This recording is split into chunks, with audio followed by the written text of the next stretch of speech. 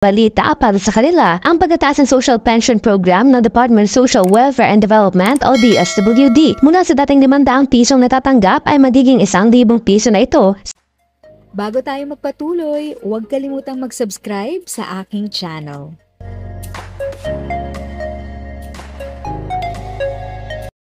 Thank you sa pag-click ng aking video. Good day po sa lahat ng mga nanonood. Sa mga bagong viewers at napadaan lang, by the way, I'm Tita Eda. Welcome to my channel. Ang channel na maghahatid sa iyo ng dagdag kaalaman tungkol sa government services, bagong mga balita at informative videos na galing sa legit na resources. Mag-subscribe na para updated ka.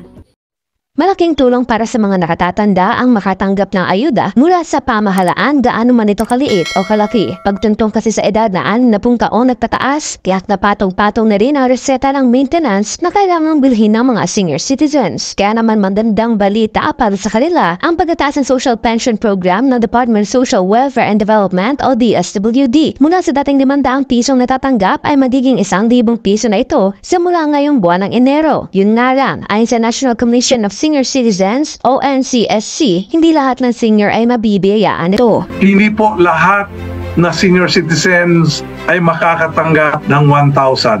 Yun pong indigent lamang, yung walang-wala. Batay sa Republic Act 9994 at Expanded Senior Citizens Act of 2010, may tuturing na indigent ang isang senior citizen kung ito ay mahirap, may sakit o may kapansanan, walang natatanggap na pensyon mula sa SSS, GSIS at iba pang tanggapan ng gobyerno o pribadong kumpanya at walang permanent source ng income. Ayon kay NCSC Chairperson Attorney Franklin Quijano, nasa mahigit 4 na milyong nakatatanda ang kasalukuyang benepisyaryo ng nasabing programa mula sa halos 12 bilyong senior citizens sa buong bansa. Sa ilalim naman anya ng Republic Act No. 11916 o an Act Increasing the Social Pension of Indigent Senior Citizens, tinitiyak nito na mga karapat-dapat lang na nakatatanda ang makatatanggap na naturang tulong. Mayroon po tayong grievance system at ang isang nilagay natin doon ay yung mga tumatanggap ay dapat malaman ng buong barangay at buong munisipyo kung sino ang tumatanggap. Kasi baka may nakapasok na hindi karapat-dapat at kung may reklamo, dapat ipaalam hindi lamang sa OSCA, hindi lamang sa mayor, hindi lamang sa DSWD, kundi baka pwede niyong isali ang NCSA. Samantala, ipinaliwanag naman ni Quijano ang paggamit ng senior citizens at PWD's IDs. Ang card is personal and individual. Kung may isang grupong pumasok at bawat isa may card, bawat isa is entitled to 20% plus 12 discount. Kung isang restaurant yan. At ang produkto ay batable, it's 20 plus 12.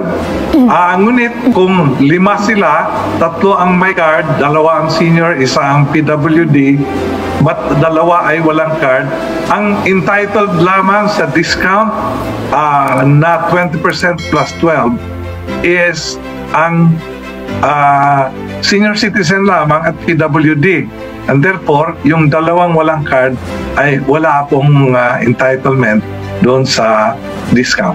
Nitong nakaraang araw, nagsagawa ng pagdinig ang Kamara patungkol sa mga establishmento na hindi nagbibigay ng buong 20% discount sa mga senior citizens. Gaya ng isang sikat na coffee chain na limitado lamang sa isang food item at isang inumin ang ibinibigay na diskwento. Ayon naman kay Albay Representative Joey Salceda, dapat ibigay rin ang 20% discount kahit sa online ang pagbili. Para sa If sa tingin mo, natulungan ka ng video ko na ito, nakasave ka sa oras mo, you can click yung thanks button at any amount ay malaking help sa pag-grow ng channel ko. Yun lang po muna ang aking update.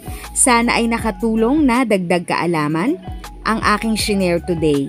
Ang goal ng aking channel ay mag-create ng awareness. Kung ganitong mga topic ang gusto mo, panoorin mo ang mga videos ko na ito.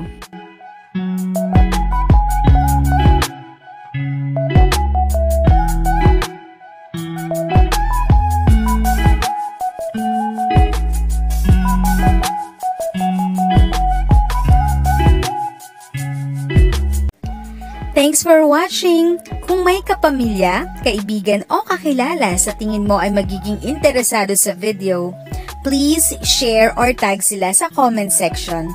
At syempre, if nagustuhan mo ang video, i-like mo na ito at subscribe ka na din. As always, feel free to write your questions, comments, and opinions respectfully. And continue to be a blessing and stay safe.